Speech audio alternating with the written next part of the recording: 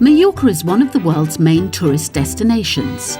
Its landscapes, its climate, its people and its culture are a guarantee of quality and of well-being. Mallorca has a modern and advanced service society. Like all societies, however, it creates waste.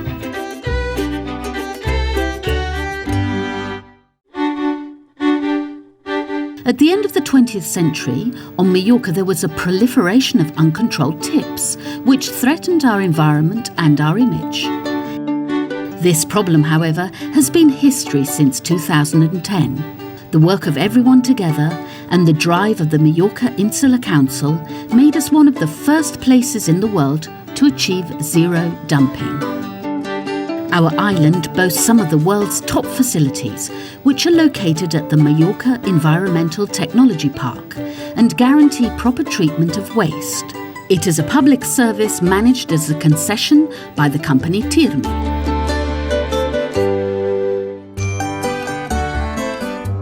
Mallorca Environmental Technology Park. Proper waste management requires the cooperation of everyone. It is essential for all citizens to separate waste at origin at home.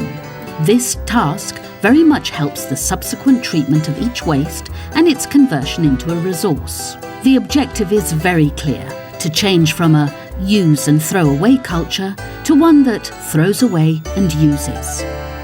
Transport of waste to the park is organised in accordance with the geographical point from which it originates. Waste that comes from places near to the Environmental Technology Park is transported directly. Waste that comes from further away, however, is first sent to transfer stations, where the waste fractions are deposited separately in order to optimise loads on the trucks that eventually transport the waste to the park. The island's 5 transfer stations are strategically located at Alcudia, Binissalem, Calvia, Campos and Manacor. When they reach the transfer station, the different types of waste are unloaded at the corresponding supply mouth, where they are compacted by hydraulic press inside sealed containers to reduce the waste's volume. The eventual destination of all types of waste is the technology park, and specifically the different treatment plants. Light Packaging Selection Plant. The Light Packaging Selection Plant is the destination for the material from the yellow selective collection containers.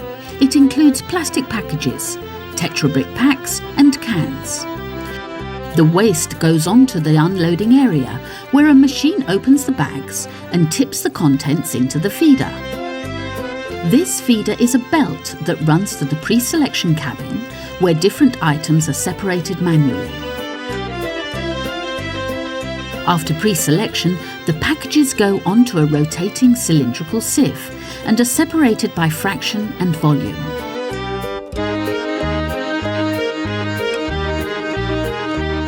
At the end of the process, they come out as compact bales that are sent on to other recycling companies. This company is committed not only to technology, but also to human and social welfare, as 50 workers from the Deixalles Foundation are employed here. The Deixalles Foundation is an institution that encourages social and employment integration.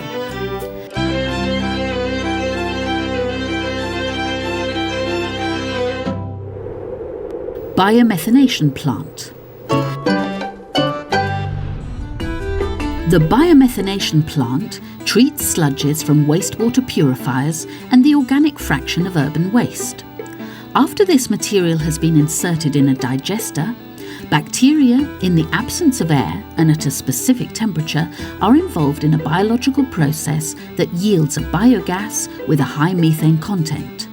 This biogas is used as a fuel for producing renewable energy.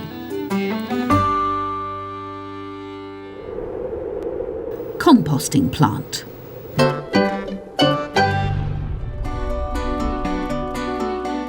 The composting plant receives organic fraction from selective collection, remains from pruning, sludge from wastewater purifiers, and the solid fraction from the biomethanation plant. After all these items have been mixed with crushed wood and branches, they are treated to produce compost, which acts as a nutrient or, in other words, a fertiliser for use in agriculture and gardening.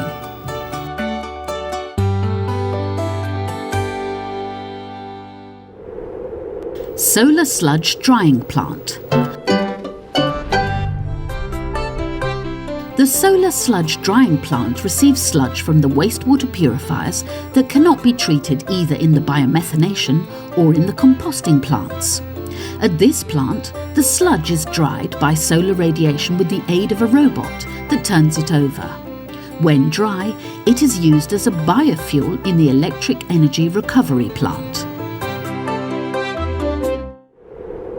Energy recovery plant.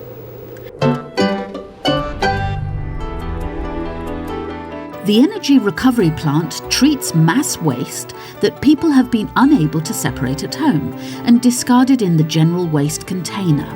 Therefore, only the waste that cannot be recycled is burned. This process gives off hot gases that generate steam, which can be used to produce electrical energy. The energy recovery plant has 4 lines and has allowed the target of zero dumping to be met. This has brought improvements in emission levels and the recovery of more types of waste, and a 50% yield of energy that can be considered renewable as established in the National Renewable Energy Action Plan. This facility currently produces electricity equivalent to the consumption of 53,000 homes.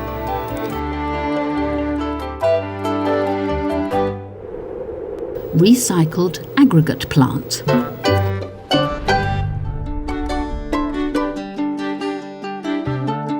The recycled aggregate plant treats unburned ceramic, scrap iron and other non-combustible material from the energy recovery plant. This process eventually yields a mineral fraction that can be used as an aggregate for manufacturing concretes or as a sub-base course for roads. The metallic fraction is meanwhile sent for recycling. Hazardous waste collection site. The hazardous waste collection site is an area for the collection of ash or gas purification waste from the energy recovery plant. This ash is mixed with water and cement. It is therefore stabilised. To prevent any possible contamination of groundwater, special care has been taken to seal the bottom of the deposit. Centre for Environmental Information and Education. The Centre for Environmental Information and Education of the Environmental Technology Park is a spectacular but functional cube-shaped building with modules built with agglomerates from recycled products. Of note, outside is a sculpture group made from recycled metal and the monorail train for transporting visitors swiftly and comfortably around the different treatment plants so they can find out about and understand the work undertaken at the park. Although the Centre for Environmental Information and Education is designed for events of all kinds, it is basically intended as a space to raise awareness and provide environmental education to everyone who visits the centre. It contains different areas that include the events room, activity workshops, several rooms for training and offices. Plan for environmental supervision and measures. The proper operation and maintenance of the plant is guaranteed in the Plan for Environmental Supervision and Measures. Inside and outside the park perimeter, checks are regularly run on ground and surface waters, the soil, atmospheric emissions, etc. Studies are also performed on air quality, the generation of noise and of odours. Other specific checks for each plant include tests on emissions at the energy recovery plant and at the biomethanation plant. The reuse of byproducts, such as recycled aggregates, ash or compost, is encouraged, and efforts are being made constantly to improve the conservation of natural resources. Monitoring Commission. The Monitoring Commission is a collegiate body for participation, consultancy and advice regarding non-dangerous waste that is attached to the Environmental Ministry of the Mallorca Insular Council. It is mainly intended to guarantee the active participation of different social agents, to act as a consultative body and to advise the ministry to which it is attached. It is formed by political and technical personnel from the Mallorca Insular Council and by one representative from each political party of the Balearic Islands. Representatives of different professional associations, groups and institutions, such as the University of the Balearic Islands, also sit on the Commission. Renewable energies. TIRME is committed to sustainability and renewable energies. At the energy recovery plant, 50% of the power generated is considered renewable in accordance with the targets established in the National Renewable Energy Action Plan. We have several photovoltaic systems at the transfer stations and at the Can Canut building car park, and there is also a photovoltaic system that turns solar energy into electrical energy and is meanwhile used as a shade for vehicles. There is general and strong commitment to electric mobility at the park.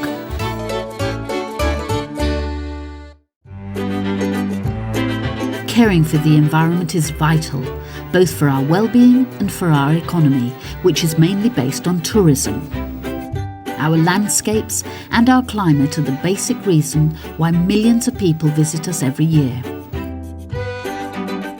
When we care for the environment, we improve our living conditions and guarantee a better future. Together, we make it possible.